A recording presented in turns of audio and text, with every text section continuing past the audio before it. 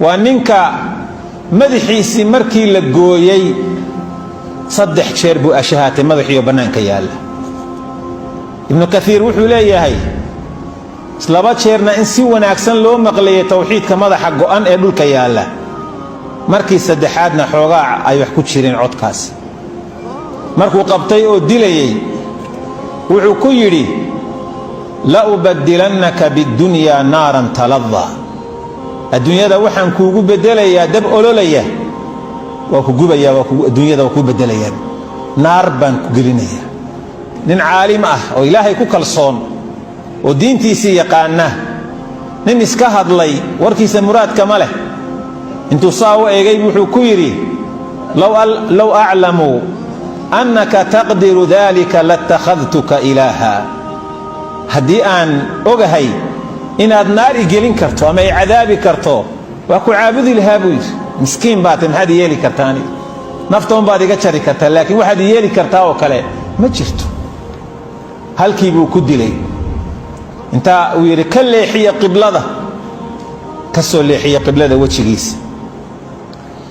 markaasuu eegay, qaala fa aynamaa tuwalluu fahamma wajhu allah, meel kastoo aad u jeesataan ilaahay jihadiisii baa idinka xigta. uqtuluuhu caduwa allaahi maa anzacahu min alaayaat, war ninka dila, qur'aanka iyo aayadaha la soo bixi oka. xawiluuhu ila alard, dhulka u foorariya, surkana ka jara. qaala minhaa khalaqnaakum wa fiiha nuciidukum wa minhaa nukhrijukum taaratan ukhraa. nin caalim ah, dhulka u foorariya markuu yidhi, dhulkaa ilaahay wuxuu yidhi waataan idinka abuurnay, waana idin celinaynaa, waxba kale maadan soo kordhin, maxaad kordhisay buu yidhi. markaasuu yidhi alquyuudu waannitc, xadhkihii iyo saantii ii keena si qasriga madaxtooyada dhiiggiisu aanu ugu daadan marka la dilayo. markaasaa la dhigay saantii, dabeetana qoorta ka gooya buu yidhi. waa markuu leeyahay wuu qoslay marka, maa yudxikuka yaa saciid, maxaa kaa qoslinaya, waaba lagu dilayaa. cajibtu xilmullaahi calayk wa jur'atuka cala allaahi wa xilmuhu calayk. waxaan aad ula yaabanahay sidaad u dhiiran tahay, dhiigga muslimka u daadinayso, ummadda u laynayso. ilaahay dulqaadkiisaan la yaabanahay, suu kugu dulqaadanaya alle. oo dunidan cagaha aad ugu hayso ayaan la yaabanahay, dila.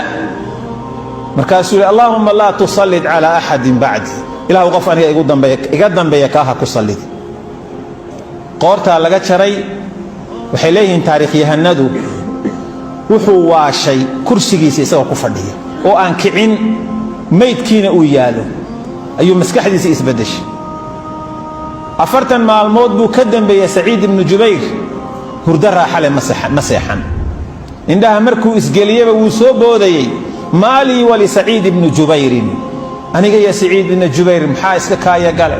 indhaha markaan isgeliyaba kalarkuu i qabanaya, wuxuu odhanayaa yaa caduw allaahi lima qataltanii, maxaad ii dishay? 40 cisho isagoo isku dhex yaacsan buu noolaa, kadibna waa dhintay.